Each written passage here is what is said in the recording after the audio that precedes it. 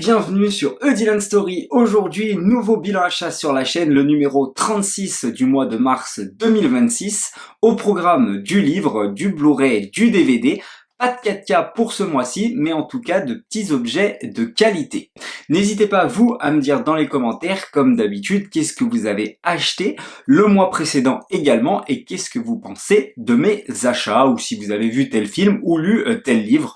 Des conseils, évidemment, pour peut-être de futurs bilans achats, justement. On va tout de suite commencer avec le livre de Michel Lebris, ou Lebris. Voilà, c'est un pavé, c'est un pavé qui s'appelle Kong, qui est un livre qui va retracer l'histoire des deux réalisateurs de King Kong de 1933, donc Merian Cooper et Ernest Scott Sack, désolé pour la prononciation, c'est un petit peu compliqué. Voilà, c'est un énorme pavé, étant donné que je suis grand fan du King Kong de 1933 et que plusieurs personnes ont parlé de ce livre, des vidéastes YouTube que je regarde ou des podcasteurs qui en ont parlé, donc j'ai voulu foncer dessus. Je l'ai chopé sur Le Bon Coin pour le prix de 1€, je crois, ou 2€. Il y a beaucoup de Blu-ray ce mois-ci et justement de livres parce qu'il y a eu la promotion à 0,99 centimes du Bon Coin. Je ne suis pas sponsor évidemment, mais je vous conseille de foncer quand c'est le cas parce que ça fait de grosses économies. Voilà, n'hésitez pas aussi à acheter neuf, ce qui m'arrive parfois aussi également. J'enchaîne ensuite avec justement un livre que j'ai acheté neuf qui est l'œuvre de James Cameron, de Julien Pavageau, qui est Monsieur Bobine sur YouTube, qui fait partie des personnalités qui entretiennent la chaîne de Monsieur Bobine, une chaîne que je vous conseille fortement, qui fait des analyses sur des films très très pertinentes, et d'ailleurs il y a certains de ces films qui se retrouvent être dans ma collection après le visionnage de ces vidéos. Donc voilà, il revient sur l'œuvre de James Cameron, c'est quelqu'un qui a déjà décortiqué pas mal à l'aide de ses comparses évidemment sur le cas James Cameron.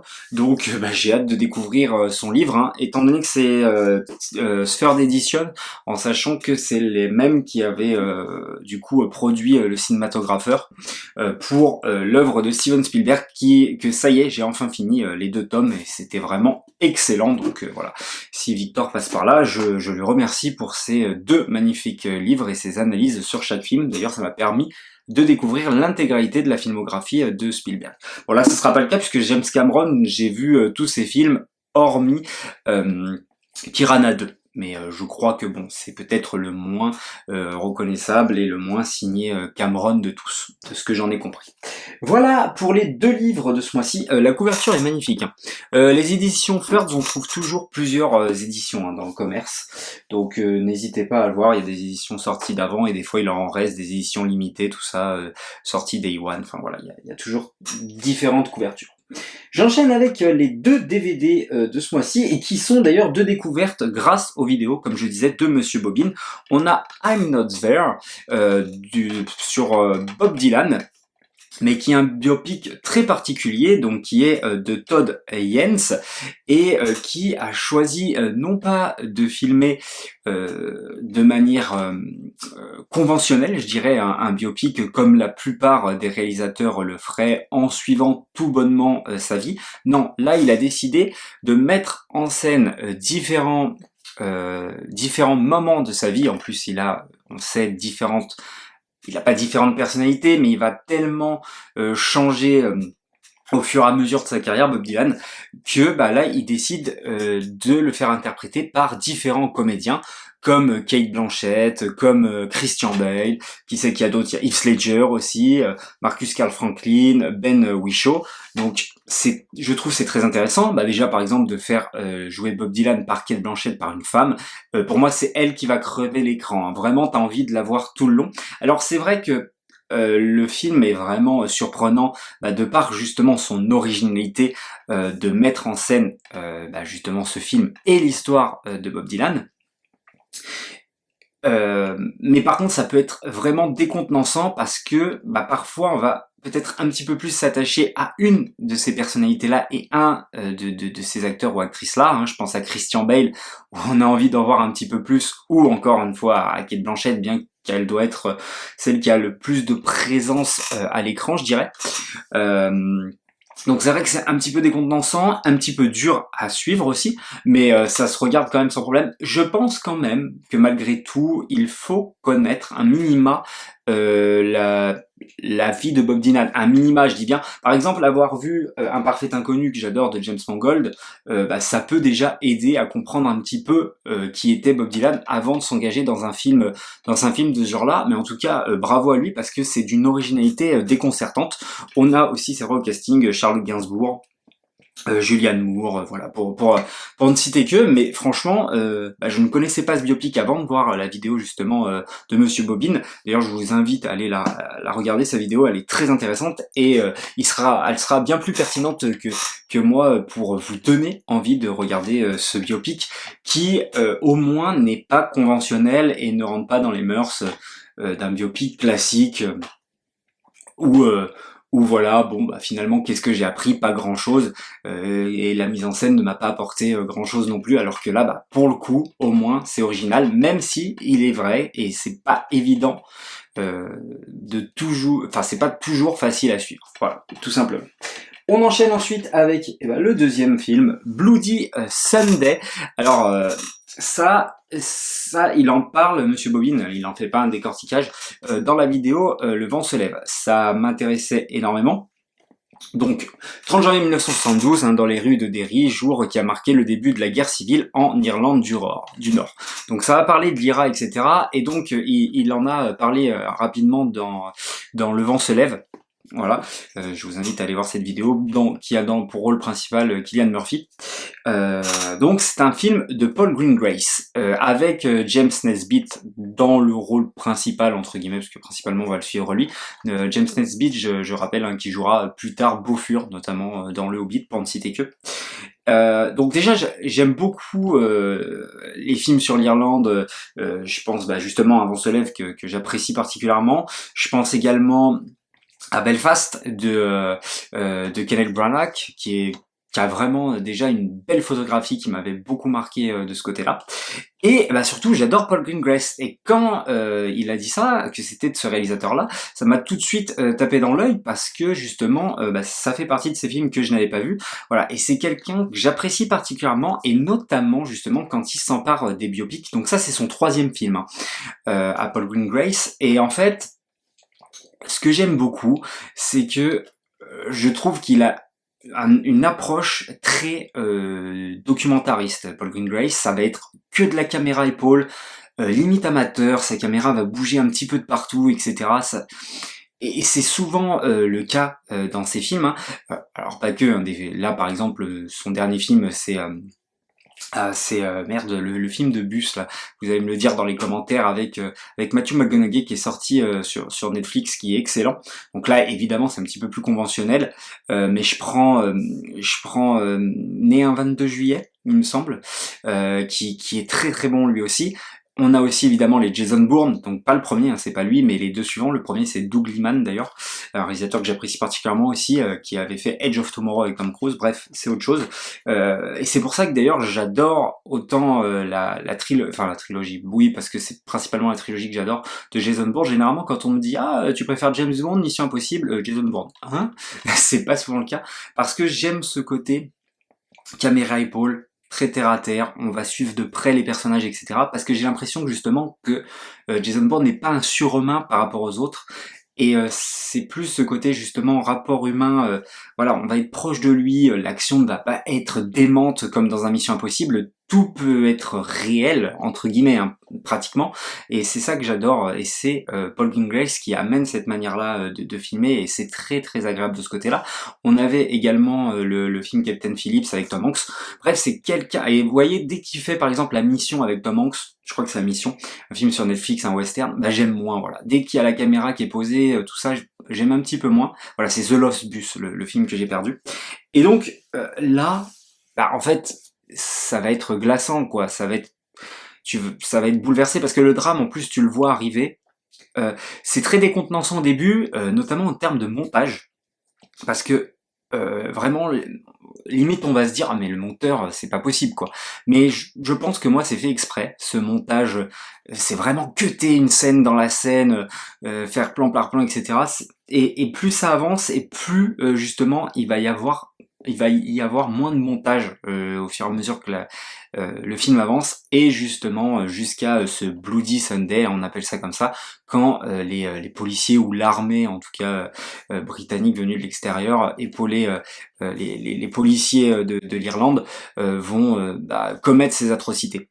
Et pour moi, Paul Greengrass c'est quelqu'un qui n'hésite pas à filmer et mettre en scène l'infilmable, si vous voulez, les choses horribles. Voilà, né un 22 juillet, je crois que c'est ça hein, le nom du film, donc sur les attentats de Norvège, il ne va pas hésiter à remettre en scène, à filmer ce tueur en série qui va abattre un à un ces étudiants venus camper sur cette île. Et je pense que beaucoup s'en priveraient, je pense par exemple à Novembre, où on va jamais montrer l'attaque du Bataclan. Lui, pour le coup, Paul Greengrass, c'est quelqu'un qui ne va pas hésiter à le faire, mais encore une fois, toujours, je trouve, à échelle humaine, de par le biais de sa manière de filmer, justement, caméra épaule, etc., qui est presque à la limite du documentaire en fait si vous voulez. Donc voilà, moi j'adore ce réalisateur et bah justement j'ai envie de découvrir ces deux premiers films. En plus il y a un laps de temps, c'est assez étrange. Son premier film c'est en 89-88 et après il réalise que 10 ans plus tard, ce qui est assez étrange. Je ne sais pas s'ils sont si facilement trouvables que ça. D'ailleurs ces deux films que j'ai trouvé seulement en DVD, hein, je les ai pas trouvés en Blu-ray, qui existent évidemment en import mais sans sous-titres. Donc voilà, je pense qu'il faut quand même maîtriser particulièrement la langue anglaise pour saisir tout le film, surtout pour celui-là qui est dur à comprendre avec tous les différents personnages introduits dans le film, même si évidemment ils incarnent tous un et unique personnage, et ce dernier avec peut-être l'accent irlandais qui est très prononcé, etc. Donc voilà. Et c'est un film bouleversant, coup de poing, qui m'a mis une baffe, que j'invite tout le monde à voir. Bloody Sunday du coup. On enchaîne ensuite avec des dessins animés. Voilà, hein, pour ceux qui ne le savent pas, je vais être papa et je me procure les dessins animés que j'aimais bien ou alors que je n'ai pas encore découvert pour après pouvoir lui faire découvrir, même si évidemment il va y avoir un petit laps de temps avant. On a les 5 légendes de DreamWorks qui est réalisé par Peter Ramsey. Peter Ramsey qui est le réalisateur, enfin qui est l'un des réalisateurs de Spider-Man New Generation. Et ouais, rien que ça. Et voilà, j'adore ce film, je l'avais vu, j'avais dû le voir sur une plateforme il y a quelques années et donc là j'ai décidé de me le procurer justement. J'ai dû me procurer pour 3 euros, un truc comme ça, 5 euros, pareil hein, les DVD ça devait être 5 ou 3 euros, voilà, sur le bon coin. Et j'adore ce dessin animé en fait qui va tout simplement, comme son titre l'indique, regrouper les 5 légendes face à une menace. Donc à savoir on va avoir le Père Noël, le lapin de Pâques, on va avoir Frost pardon, le personnage principal, que je dise pas de conneries, Jack Frost pardon, oula Frozen, la fée des dents et évidemment comment il s'appelle, le marchand de sable. Donc oui, les dents, nous, c'est la souris. D'ailleurs, il y a une référence à ça à un moment donné dans le film, et ça me fait bien rire. Et en fait, je trouve, c'est très magique, c'est très féerique. Et justement, d'avoir fait une histoire originale à travers ces 5 personnages-là, franchement, chapeau à eux. Et ouais, c'est très inventif, on adore, en plus on s'attache. Voilà, il y a ce côté attachement à un personnage un peu plus que l'autre, hein, moi je préfère lui, tout ça. Donc ça c'est vraiment cool de ce côté-là. Il y a une menace aussi qui est très... ouais, elle est vraiment bien incarnée, je trouve, bien mise en scène. L'animation est très très belle, en plus de ça, hein, ça voilà, bon. Voilà, quelqu'un qui a réalisé par la suite Spider-Man New Generation, c'est quand même quelqu'un qui a du potentiel, puis Studio DreamWorks évidemment. Hein. Donc bon, voilà, je vous invite fortement à voir les 5 légendes, qui est bourré d'action, qui a une belle fin, plein de poésie. Donc voilà, avec des personnages qu'on s'attache très très très vite. Voilà pour les 5 légendes. J'enchaîne ensuite avec 2 Pixar, voilà, pour compléter la collection des Pixar. Alors, ces deux-là, je me les suis pas procuré tout de suite, bizarrement, hein, ça a mis du temps. Donc Rebelle et Le Voyage d'Arlo. Donc il m'en manque encore quelques-uns, notamment les Lucas, tout ça, Alerte Rouge, que j'aime un petit peu moins. Voilà, ces deux-là, je les avais pas encore, tout simplement parce que je les aime moins. Donc ce dernier est réalisé par Peter Snow. Alors, moi, le problème que j'ai avec lui, c'est pas son histoire, parce que l'histoire, au contraire, je l'aime particulièrement. Franchement, j'aime ce voyage, voilà, à travers cet univers préhistorique. Par contre, ce qui me dérange véritablement, je pense que c'est vraiment le design des personnages. J'ai un petit peu de mal avec Arlo, qui est le propos du film, parce qu'il est un petit peu différent, etc., de ses frères et sœurs. Mais je ne suis pas trop convaincu de ce personnage, et j'ai du mal à m'attacher, du coup, à lui, tout comme l'enfant, en fait. Par contre, j'adore justement les personnages qu'ils rencontrent autour d'eux, donc notamment les 3 T-Rex, tout ça. Et on sent que c'est un film quand même qui a pas mal de références, notamment Le Roi Lion, Le Monde de Nemo. Voilà, par exemple, les 3 T-Rex, on peut largement les comparer aux 3 requins, c'est un petit peu la même chose, puisqu'ils ne vont pas manger Arlo ou l'enfant, ils vont plutôt les défendre, et là ça va être un petit peu pareil dans Le Monde de Nemo. Donc il y a des similitudes comme ça, des petites références, c'est des références, ça reste un scénario original, la musique est magnifique, hein. La musique est magnifique, elle est de qui la musique d'ailleurs musique de Michael Dana et Jeff Dana. Je ne sais pas elle est de qui, je ne connais pas ces deux compositeurs, mais en tout cas j'ai beaucoup aimé. Donc voilà pour Le Voyage d'Arlo et Rebelle. Alors lui, qui est un film très particulier, donc réalisé par Mark Andrews et Brenda Chapman, qui je crois avait dit qu'elle s'était fait déposséder de son œuvre, entre guillemets, hein, elle avait parlé un petit peu plus tard, et alors Rebelle a cette particularité quand même d'être dans les mœurs de Disney, hein. Si vous voulez, on a plus l'impression par moment que c'est un film Disney, hein, de par son côté princesse, c'est vrai, dans un premier temps, mais aussi il va y avoir une musique ou deux dans le film, mais je trouve quand même qu'elle a sa propre personnalité, mais j'arrive pas, encore une fois, je pense que c'est vraiment plus qu'un problème scénaristique, qu'un problème d'attachement aux personnages principaux de ces deux œuvres, parce que c'est pareil, j'arrive pas à m'attacher au personnage de Rebelle, j'arrive pas à m'identifier en fait à elle, donc voilà, pourtant j'adore cet univers, hein. Écosse, tout ça, la musique est splendide, la musique est de qui d'ailleurs? La musique... musique, je sais pas s'il y a marqué, apparemment non, il n'y a pas derrière, mais bon, la musique est exceptionnelle, je vous la mettrai juste là en dessous, et donc voilà, bon, un petit peu de mal à m'attacher, pourtant le film est beau, hein, encore une fois, il n'y a pas de problème de ce côté-là, donc voilà, mais peut-être qu'il fait un petit peu trop Disney pour moi, mais encore, c'est pas un défaut, parce que j'aime bien aussi les Disney. Mais ouais, je pense un manque cruel d'attachement pour ces deux personnages principaux. On enchaîne ensuite à un film qui m'a bouleversé avec Coraline des studios Leica. Les studios Leica qui avait fait également les étranges pouvoirs de Benjamin, je sais plus comment il s'appelle, de Norman, les étranges pouvoirs de Norman, et en fait qui est des films faits avec des marionnettes, hein, à la manière de voilà, c'est et Gromit, etc. Donc ils sont faits en pâte à modeler, donc en motion capture, hein, tout simplement. Voilà, on va déplacer les marionnettes une à une, tout ça, et c'est juste bluffant, ne serait-ce que par la fantaisie. Vraiment, j'ai adoré cet arc fantastique. C'est quand même très adulte, par exemple, c'est pas un film que je montrerai à un enfant dès son plus jeune âge, parce que ça fait très peur par moments, je trouve. Vraiment, il y a des personnages qui... mais par contre, j'adore ce côté fantastique qui se dégage de ce film et du personnage de Coraline, qui va avoir un vrai message vis-à-vis de son rapport avec ses parents, etc., qu'elle voit d'un mauvais œil, et finalement qu'elle va tout faire pour les retrouver.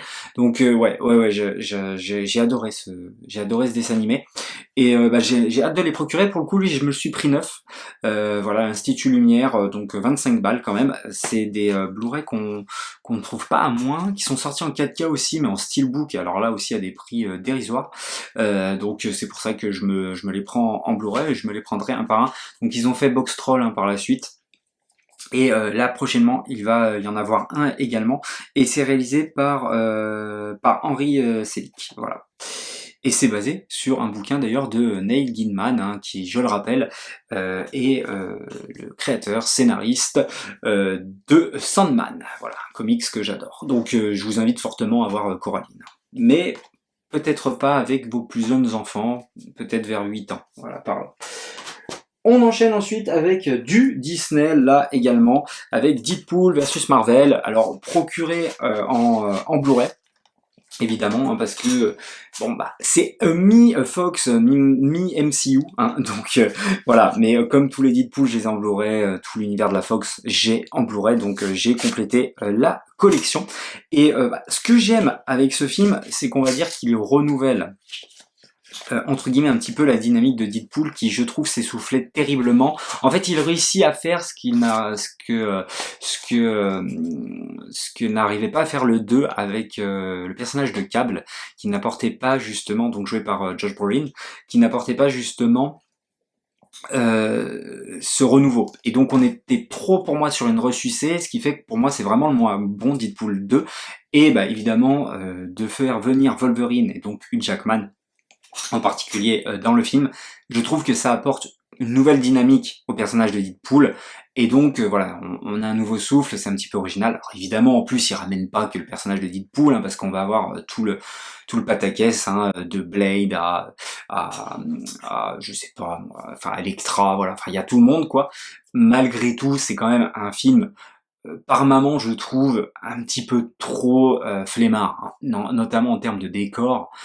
Bon voilà, là où la TVA envoie ses déchets, bah, notamment ça en dit long, hein, les anciens personnages de la Fox qui est envoyé dans la déchetterie de la TVA entre guillemets. D'ailleurs c'est avec le logo Fox, c'est un petit peu culotté de leur part. Alors en même temps c'est drôle et en même temps allez vous faire foutre. Voilà, donc mais surtout au niveau des corps c'est cheap quoi, je veux dire par moment faites un effort au niveau de la mise en scène. Celui-là c'est qui? C'est Joe Levy je crois qu'il le réalise. Ouais, c'est une Joe Levy, ouais, c'est ça. Bon, écoutez, voilà, il y a des scènes quand même assez marquantes. Par exemple, j'aime bien le fait qu'ils prennent Chris Evans et voilà, et d'un coup il déjoue totalement. Et en fait, c'est la torche en fait. Voilà, des 4 fantastiques. Ça, c'est très très drôle. La dynamique marche plutôt pas mal. Notamment aussi la scène avec tous les Deadpool. Voilà, je pense qu'il y a une scène qui a fait énormément jaser et qui, c'est vrai, fonctionne très très bien. C'est fun, c'est cool. Il y a également une scène que j'apprécie particulièrement, et là ils me l'ont bien mise également, c'est bah, le début, tout simplement l'ouverture, où Deadpool va carrément jouer avec le corps de Wolverine de Logan. Et donc voilà, bah, il joue avec l'attente des spectateurs et moi j'étais le premier à chier sur le fait que Jackman revienne dans un film, etc. Ça n'a aucun sens pour Logan. Et puis c'est vrai qu'après tu prends un peu de recul et tu te dis bon en fait c'est pas grave quoi, je veux dire c'est pas dramatique quoi, je veux dire si tu prends Logan juste et tu te dis bah voilà il est mort, c'est comme t'es pas obligé de regarder Star Wars voilà machin ou Indiana Jones 4 5 pour ceux qui n'aiment pas. Voilà, moi j'aime bien, donc après chacun fait comme il l'entend, mais vous voyez ce que je veux dire. Donc voilà, un film que j'apprécie plus que le deuxième opus, mais qui n'est pas non plus à la hauteur par exemple d'un Deadpool 1 qui, je dis pas n'avait pas de grand décor, mais au moins était original. Et voilà. Et je trouvais les interactions, notamment avec le public, plus intéressantes et pertinentes que par la suite, et même dans celui-ci. Voilà pour Deadpool et Wolverine. On enchaîne ensuite avec le 7e voyage de Simba, donc un film de Nathan Jurand, mais surtout hein, par le maître des effets spéciaux, Ray Harryhausen, qui en a fait qui en a fait fantasmer plus tard, hein, de réalisateurs d'aujourd'hui, je pense évidemment directement à Peter Jackson, hein, qui le cite très régulièrement, et c'est vrai que c'est bluffant de par les monstres, bien que j'ai trouvé qu'il y avait quand même quelques lenteurs, mais c'est peut-être avec la fleur de l'âge, voilà, puis c'était un jour où j'étais fatigué, donc je l'ai découvert là, hein, c'est la première fois que je le voyais, mais il faut dire que l'animation de ces créatures est vraiment bluffante pour l'époque, et surtout l'incrustation de ces monstres avec les personnages, les acteurs principaux, donc Karen Matthews, Catherine Grant et Torin Thatcher, voilà, c'est quand même assez bluffant, et donc c'est une aventure hein, qui se regarde sans problème, qui me semble à des suites, hein, voilà, tout simplement. Mais il faut que je regarde surtout Jason et les Argonautes, parce que j'en ai entendu beaucoup sur ce dernier aussi, donc il faut absolument que je me le procure prochainement. Mais en tout cas, voilà, j'ai vraiment passé un bon moment, malgré, il est vrai, un petit peu de longueur par-ci par-là, mais ça reste quand même très correct. Et on va finir, alors là, avec une claque que je me suis pris, The Adventure of Robin Hood, donc les aventures de Robin des Bois, avec Errol Flynn dans le rôle de Robin des Bois, et Olivia de Havilland, qui est vraiment magnifique, dans le rôle de Marianne. Et donc, on suit, évidemment, donc c'est fait quoi, en 1938 ? Je pense, ouais, 1938, musique de Erich Wolfgang Korngold. La musique déjà est exceptionnelle, euh, et surtout, mais le film passe à une vitesse. Vraiment, les films de 1930, j'en ai pas vu 10 000, hein, mais là, entre celui-ci et King Kong, voilà, j'aurais aimé découvrir ce film enfant. D'ailleurs, je vais le montrer à mon gosse dès qu'il en aura l'âge. Voilà, s'il va découvrir Robin des Bois par le biais de ce film-là. Oubliez le Robin des Bois de Kevin Costner, hein, je l'adore particulièrement, mais là, je trouve que vraiment, c'est l'aventure, voilà, l'aventure de Robin des Bois, mais c'est vraiment ça, c'est l'aventure, 1h40 de film, c'est époustouflant, j'adore les chorégraphies, les duels à l'épée, tout ça, ça marche, mais du feu de Dieu, les personnages, on y croit à 100%, même malgré le fait qu'ils sont hauts en couleur, tout ça, vraiment, j'ai été bluffé par ce film, et je pensais pas que j'allais être autant happé par ce film. J'ai pas vu tous les Robin des Bois, hein, donc j'adore le Disney, il n'y a pas de problème de ce côté-là. Je l'aime bien également. J'aime beaucoup le Robin des Bois avec Kevin Costner. J'ai pas vu celui avec Russell Crowe, donc de Ridley Scott. Il va falloir que je m'y attelle un de ces jours. Mais je pense que c'est dur de passer après ce film-là, quoi. Enfin, maintenant, je n'ai que ce film dans ma tête, quoi. Je veux dire, quand je pense à Robin des Bois. Donc, ouais, franchement, c'est un film qu'il faut absolument avoir vu et montrer également à vos enfants, en fait, dès le plus jeune âge, hein. Donc voilà, chapeau pour ce film qui n'a pas pris une ride, alors que bah voilà, il a pratiquement 90 ans le film, quoi. Donc ouais, franchement bravo, voilà, tout simplement pour ce film que j'ai adoré, l'aventure pure et dure. Voilà, et ben on termine en beauté ce bilan achat.